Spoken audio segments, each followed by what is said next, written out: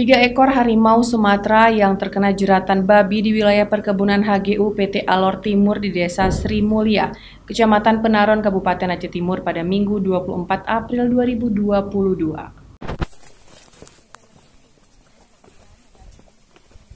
Terkait matinya 3 ekor harimau Sumatera di Kecamatan Penarun, Kabupaten Aceh Timur, Polisi dan Balai Konservasi Sumber Daya Alam BKSDA Provinsi Aceh melakukan identifikasi serta nekropsi terhadap ketiga bangkai harimau tersebut.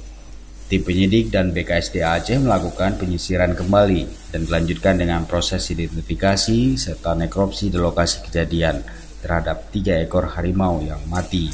Berdasarkan data BKSDA Aceh dan Polres Aceh Timur, polisi terus melakukan penyelidikan terhadap pelaku pemasang jerat babi di area perkebunan tersebut.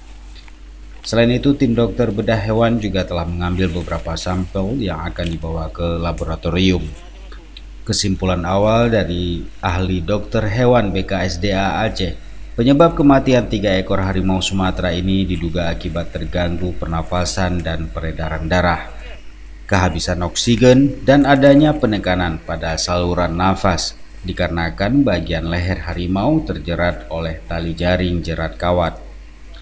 Usai nekropsi yang dipimpin dokter dari BKSDA Aceh, Dr. Rosa, dilakukan pengambilan sampel isi lambung untuk kepentingan diuji di laboratorium.